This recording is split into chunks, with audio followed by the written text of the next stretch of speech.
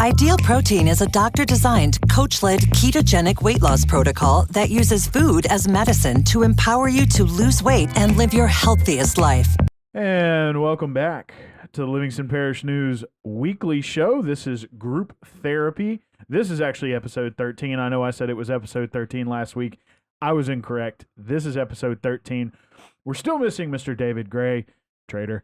He had some things to cover today. Plus, as you all know, he wasn't here with us last week. He was on vacation, so he didn't have a whole lot to talk about this week either. He'll be back in the booth with us next week. And us is myself, and going to let him introduce himself this morning. Hey, this is Rob DeArmond, sports editor here at the Livingston Parish News. And this is going to be a pretty quick show. As I tell a lot of people in this business, the 2 or 3 weeks leading up to school and the 2 or 3 weeks after school is over are pretty slow.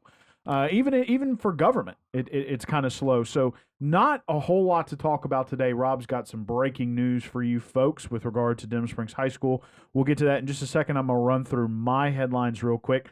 In the Thursday paper, you'll be able to find a write-up about Judge Bob Morrison, who retired actually last year, but couldn't have his retirement ceremony because of COVID until this year. You can read all about him. I know judges' lives are a little enigmatic. A lot of times they're not participatory in the community because, you know, it's their job to cast judgment upon the community. So a lot of times they sort of work in the shadows or keep to themselves, rather. So got to hear a lot about what it was like for him to be a judge and what it was like for him to go through life as a judge for over 30 years. So he was on the bench quite a while in the 21st Judicial District. Also, masks on campus are no longer required. Kind of a test dry run this summer with summer sports and summer activities on campus. That is administration, faculty, and students. It won't be required. Of course, the schools are hoping that will push through to next year. There won't be any more spikes or anything like that. So sports masks won't be required. And for school, mask won't be required. I know there was some interesting it was an interesting first day of school last year. They're hoping they won't have to repeat that. And of course, sports will be hoping they won't have to practice in masks and things of that nature. So those are a couple of things on deck for your Thursday paper. Of course, Wildcat Nutrition, which is a loaded tea place. You can read all about it. It's on page 3. That has opened in Walker, so you can check that out. Shane Mack of District 9 will be coming to talk to us about his back and forth with the library. Of course, you can watch. We talked with Gary Frog Talbert last week about the library, and then we talked with Director of the Library System, Giovanni Tyrov, about the library. Councilman Shane Mack is looking for funding for his new large gravity drainage district. So that's enough from me. We are going to jump into it with Mr. Rob DeArmond. Of course, we've got camps and some summer leagues going on, but a lot of that kind of got trumped with the latest news that came to you, I believe, last night. This morning. When we say breaking news, we're talking breaking news. This folks. is breaking news. And, you know, a lot of times newspapers aren't really the ones who get to break news unless it's some big, long story and they finally tell us, okay, we're ready for you to run it. So go ahead, Rob, lay it on us. The story is Mark Carroll will not be returning to coach baseball at Denham Springs High. He's been there 21 years, and he was informed late last week that he wouldn't be returning. This season, they went up as a 32 seed in the 5A playoffs. Played Barb, who was nationally ranked, got no hit, a 3-0 loss. But in talking to Coach Carroll, and I talked to him for about 45 minutes this morning, he's really proud of the way that team finished off the season. He said the communication between the team at that point was probably the best it had ever been all season long. And there's a lot to build on it, and I think that's where a lot of the, he's obviously upset about what happened, and I think that's part of it is that he's not going to have a chance to coach these kids and see the whole process through. He said, you want to see that part where you kind of go through the bumps in the road and you come out on the other side and everything's, looking a little better. And I think that's one of the things he's kind of upset about, not being able to see that process through. Sure. And I mean, for a lot of coaches, when you're developing talent, developing players, you kind of get in a rhythm with them, you want to see where that end result's going to be. And unfortunately, not going to happen for Coach Carroll. Now he's not retiring. Correct? No, that's correct. He said he's got one daughter in college, another in high school, so retirement is not an option at this point for him. So he said he'll still be teaching. As far as what's next, we'll kind of see what's out there. I did talk with Wes Howard, the principal at Denham Springs, a little bit earlier this morning. He said they just wanted to go in a different direction with the program.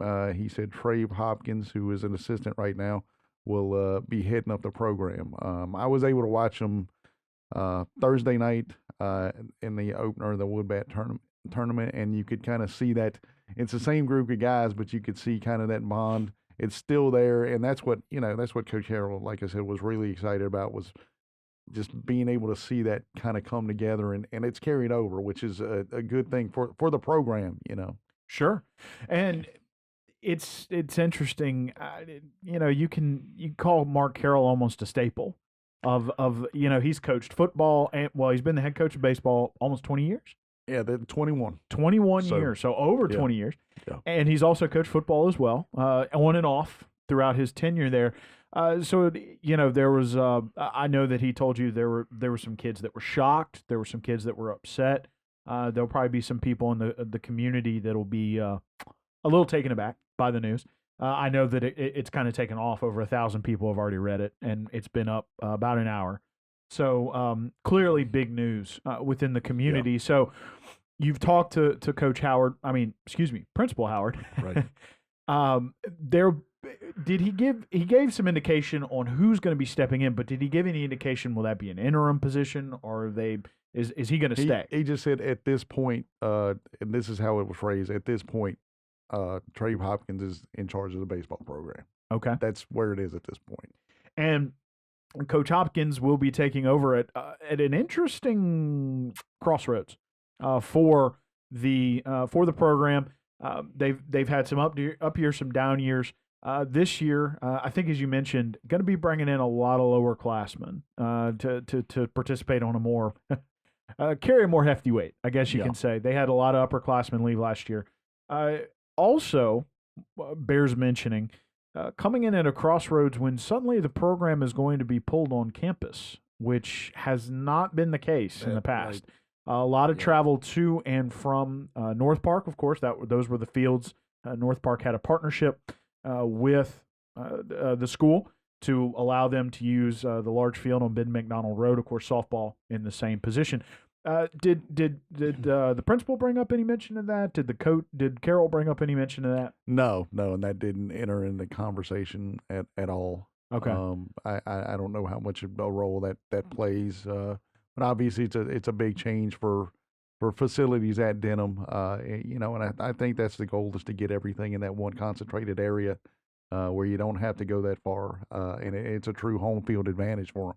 Sure. So, we don't speculate here. Right. So it was simply a question of whether or not they had brought it up. Time will tell about certain things like that. Of course, those fields, that bond passed just a few weeks ago. Well, actually, it's been about 6 weeks now.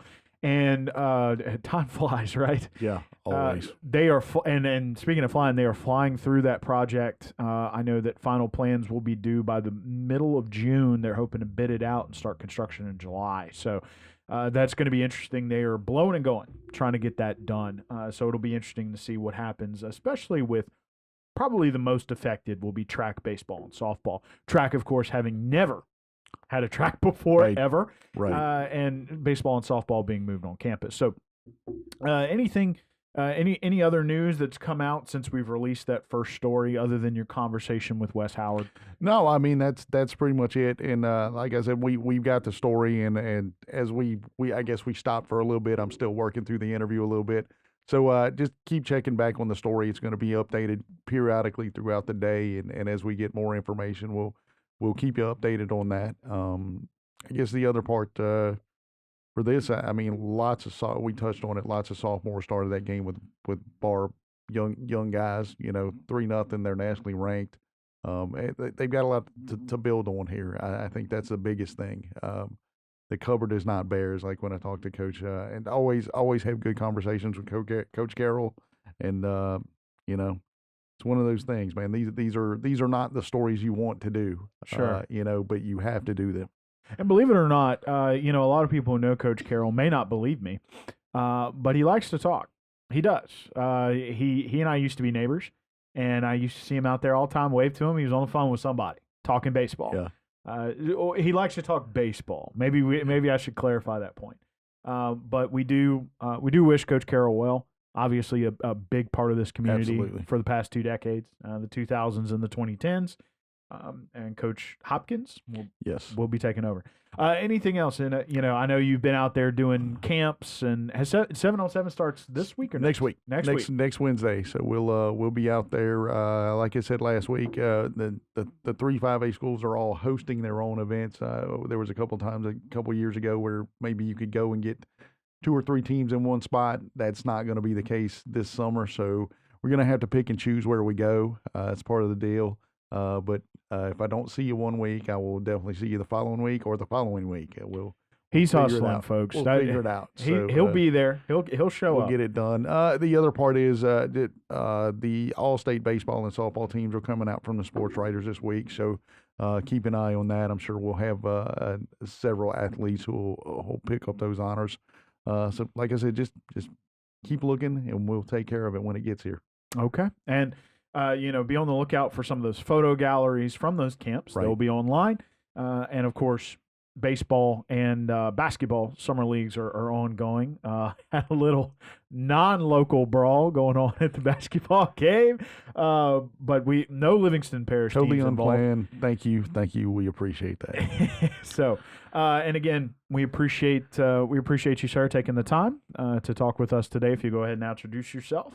Rob DeArmond, sports editor here at the Livingston Parish News. And my name is McHugh David, publisher and editor of the news. We are going to drag David Gray, Livingston Parish News lifestyle editor, back into the booth next week.